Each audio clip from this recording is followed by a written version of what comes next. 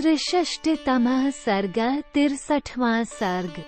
राजा दशरथ का शोक और उनका कौसल्या से अपने द्वारा मुनि कुमार के मारे जाने का प्रसंग सुनाना। राजा दशरथ 2 ही घड़ी के बाद फिर जाग उठे। उस समय उनका हृदय शोक से व्याकुल हो रहा था। वे मन ही मन चिंता करने लगे।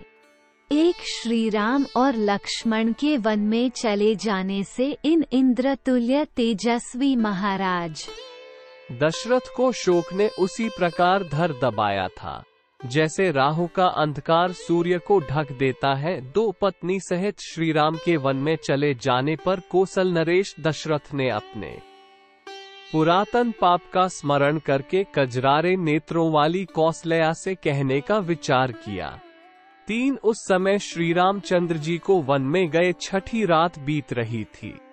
जब आधी रात हुई तब राजा दशरथ को उस पहले के किए हुए दुष्कर्म का स्मरण हुआ। 4 पुत्र शोक से पीड़ित हुए महाराज ने अपने उस दुष्कर्म को याद करके पुत्र शोक से व्याकुल हुई कौसल्या से इस प्रकार कहना आरंभ किया। 5 कल्याणी, मनुष्य शुभ या अशुभ जो भी कर्म करता है भद्रे अपने उसी कर्म के फलस्वरूप सुख या दुख कर्ता को प्राप्त होते हैं। 6 जो कर्मों का आरंभ करते समय उनके फलों की गुरुता या लघुता को नहीं जानता, उनसे होने वाले लाभ रूपी गुण अथवा हानि रूपी दोष को नहीं समझता, वो मनुष्य बालक मूर्ख कहा जाता है। 7 कोई मनुष्य पलाश का सुंदर फूल देखकर मन ही मन ये अनुमान करके कि इसका फल और भी मनोहर तथा सुस्वादु होगा, फल की अभिलाषा से आम के बगीचे को काटकर वहां पलाश के पौधे लगाता और सींचता है, वह फल लगने के समय पश्चाताप करता है क्योंकि उससे अपनी आशा के अनुरूप फल वह नहीं पाता है। 8 जो क्रियमाण कर्म के फल का ज्ञान या विचार न करके केवल कर्म की ओर ही दौड़ता है, उसे उसका फल मिलने के समय उसी तरह शोक होता है जैसा कि आम काटकर पलाश सींचने वाले को हुआ करता है। 9 मैंने भी आम का वन काटकर पलाशों को ही सींचा है। इस कर्म के फल की प्राप्ति के समय अब श्री राम को खोकर मैं पश्चाताप कर रहा हूँ। मेरी बुद्धि कैसी खोटी है। कौसल्य, पिताक जीवन काल में जब मैं केवल राजकुमार था, एक अच्छे धनुर्धर के रूप में मेरी ख्याति फैल गई थी। सब लोग यही कहते थे कि राजकुमार दशरथ शब्द वेधी बाण चलाना जानते हैं। इसी ख्याति में पड़कर मैंने यह एक पाप कर डाला था जिसे अभी बताऊंगा। 11 देवी, उस अपने ही किए हुए कुकर्म का फल मुझे इस महान दुख के रूप में प्राप्त हुआ है। जैसे कोई बालक अज्ञानवश विष खा ले तो उसे भी वह विष मार ही डालता है, उसी प्रकार मोह या अज्ञानवश किए हुए दुष्कर्म का फल भी यहाँ मुझे भोगना पड़ रहा है। जैसे दूसरा कोई गांवार मनुष्य पलाश के फूलों पर ही मोहित हो उसके कड़वे फल को नहीं जानता, उसी प्रकार मैं भी शब्दवेधी बाण विद्या की प्रशंसा सुनकर उस पर लट्टू हो गया।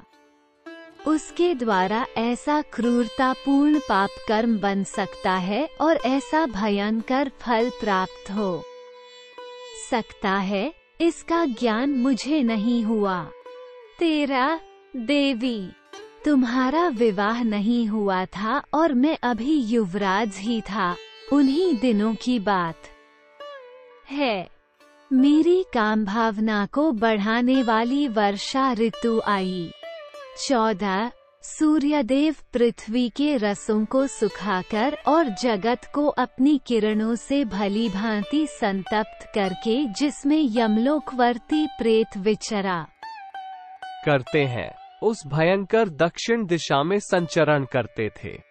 15 सब ओर सजल मेघ दृष्टिगोचर होने लगे और गर्मी तत्काल शांत हो गई।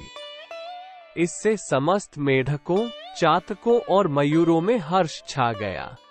16 पक्षियों की पांखें ऊपर से भींग गई थीं। वे नहा उठे थे और बड़ी कठिनाई से उन वृक्षों तक पहुंच पाते थे जिनकी डालियों के अग्रभाग वर्षा और वायु के झोंकों से झूम रहे थे। 17 गिरे हुए और बारंबार गिरते हुए जल से आच्छादित हुआ मतवाला हाथी तरंगरहित प्रशांत समुद्र तथा भीगे पर्वत के समान प्रतीत होता था। 18 पर्वतों से गिरने वाले स्रोत या झरने निर्मल होने पर भी पर्वतीय धातुओं के संपर्क से श्वेत, लाल और भस्मयुक्त होकर सर्पों की भांति कुटिल गति से बह रहे थे। 19 वर्षा ऋतु के उस अत्यंत सुखद सुहावने समय में मैं धनुष बाण लेकर रथ पर सवार हो शिकार खेलने के लिए सरयू नदी के तट पर गया। 20 मेरी इंद्रियां मेरे वश में नहीं थीं। मैंने सोचा था कि पानी पीने के घाट पर रात के समय जब कोई उपद्रवकारी भैंसा, मतवाला हाथी अथवा सिंह, व्याघ्र आदि दूसरा कोई हिंसक जंतु आवेगा तो उसे मारूंगा। 21 उस समय वहां सब ओर अंधकार छा रहा था। मुझे अकस्मात पानी में घड़ा भरने की आवाज सुनाई पड़ी। मेरी दृष्टि तो वहां तक पहुंचती नहीं थी, किंतु वह आवाज मुझे हाथी के पानी पीते समय होने वाले शब्द के समान जान पड़ी। 22 तब मैंने ये समझकर कि हाथी ही अपनी सूंड में पानी खींच रहा होगा, अतः वही मेरे बाण का निशाना बनेगा। तर्क से एक तीर निकाला और उस शब्द को लक्ष्य करके चला दिया।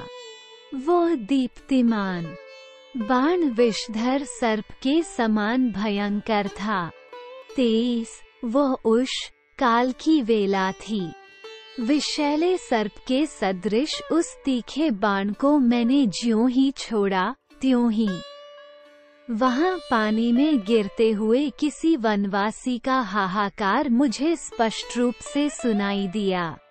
मेरे बाण से उसके मर्म में बड़ी पीड़ा हो रही थी।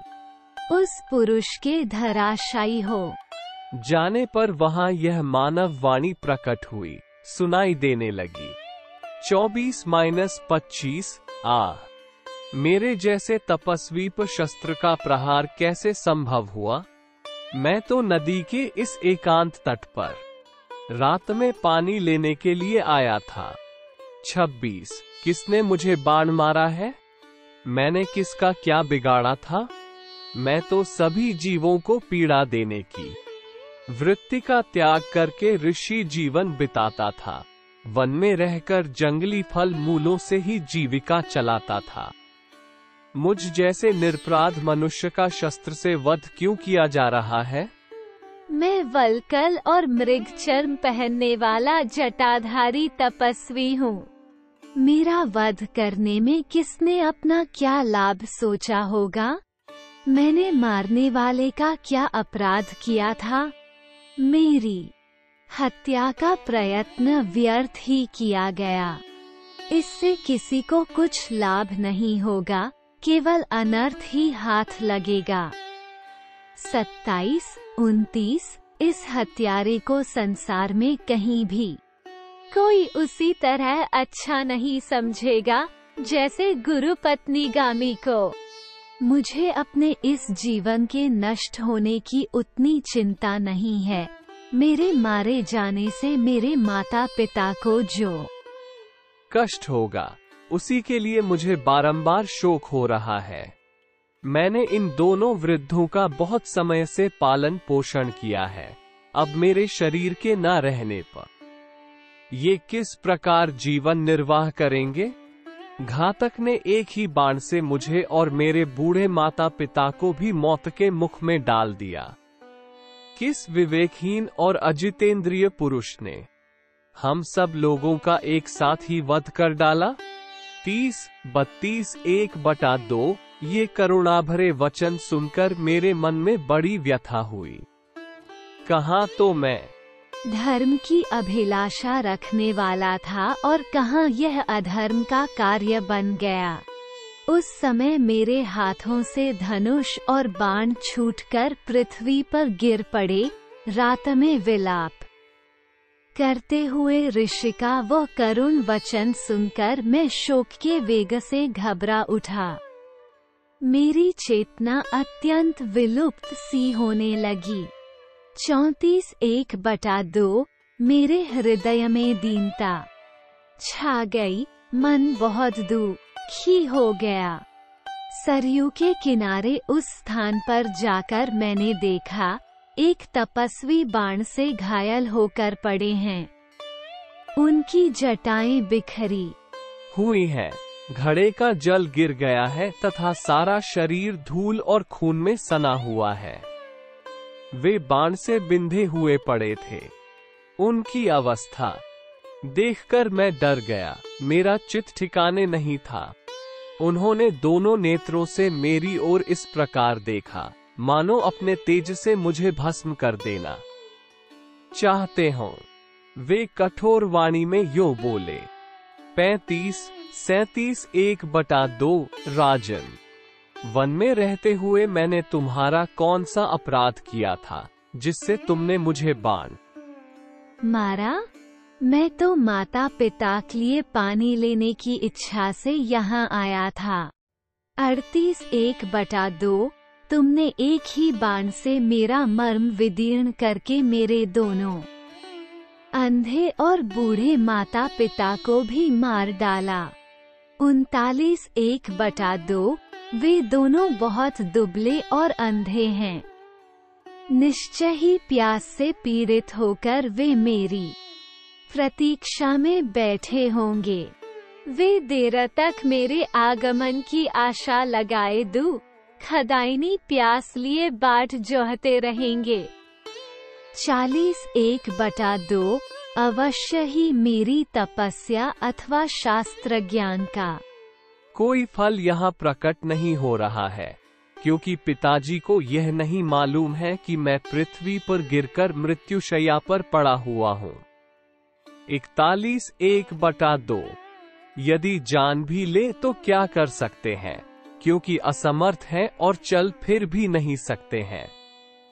जैसे वायु आदि के द्वारा तोड़े जाते हुए वृक्ष को कोई दूसरा वृक्ष नहीं बचा सकता, उसी प्रकार मेरे पिता भी मेरी रक्षा नहीं कर सकते। 42 1/2। अतः रघुकुल नरेश, अब तुम ही जाकर शीघ्र ही मेरे पिता को ये समाचार सुना दो। यदि स्वयं कह दोगे तो जैसे प्रज्वलित अग्नि समूचे वन को जला डालती है, उस प्रकार वे क्रोध में भरकर तुमको भस्म नहीं करेंगे।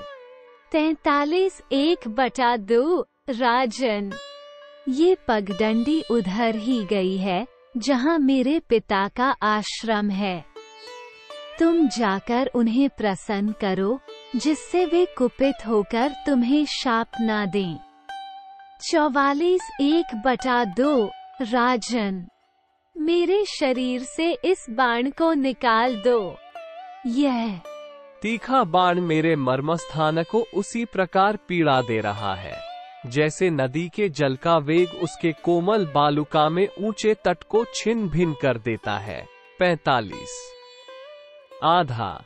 मुनिकुमार की यह बात सुनकर मेरे मन में ये चिंता समाई कि यदि बाण नहीं निकालता हूँ तो इन्हें क्लेश होता है, और निकाल देता हूँ तो ये अभी प्राणों से भी हाथ धो बैठते हैं।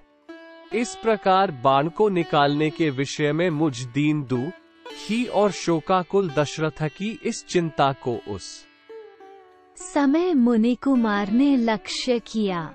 46-47 1/2। यथार्थ बात को समझ लेने वाले उन महर्षि ने मुझे अत्यंत ग्लानि में पड़ा हुआ देख बड़े कष्ट से कहा, राजन, मुझे बड़ा कष्ट हो रहा है। मेरी आंखें चढ़ गई हैं, अंग अंग में तड़पन हो रही है। मुझसे कोई चेष्टा नहीं बन पाती। अब मैं मृत्यु के समीप पहुंच गया हूँ। फिर भी धैर्य के द्वारा शोक को रोककर अपने चित्त को स्थिर करता हूँ। अब मेरी बात सुनो। 48-49 मुझसे ब्रह्महत्या हो गई। इस चिंता को अपने हृदय से निकाल दो। राजन, मैं ब्राह्मण नहीं हूँ, इसलिए तुम्हारे मन में ब्राह्मण वध को लेकर कोई व्यथा नहीं होनी चाहिए। 50 नरश्रेष्ठ, मैं वैश्य पिता द्वारा शूद्र जातीय माता के गर्भ से उत्पन्न हुआ हूँ। बाण से मर्म में आघात पहुंचने के कारण वे बड़े कष्ट से इतना ही कह सके। उनकी आंखें घूम रही थीं, उनसे कोई चेष्टा नहीं बनती थी। वे पृथ्वी पर पड़े पड़े छटपटा रहे थे और अत्यंत कष्ट का अनुभव करते थे। उस अवस्था में मैंने उनके शरीर से उस बाण को निकाल दिया। फिर तो अत्यंत भयभीत हो उन तपोधन ने मेरी ओर देखकर अपने प्राण त्याग दिए। 51 पानी में गिरने के कारण उनका सारा शरीर भीग गया था। मर्म में आघात लगने के कारण बड़े कष्ट से विलाप करके और बारंबार उच्छ्वास लेकर उन्होंने प्राणों का त्याग किया था। कल्याणी, कौसल्य, उस अवस्था में सरयू के तट पर मरे पड़े मुनिपुत्र को देखकर मुझे बड़ा दुख हुआ। 53 इत्यार्षे श्रीमद् रामायणे वाल्मीकिये आदिकाव्ये अयोध्या कांडे 63तमः सर्गः।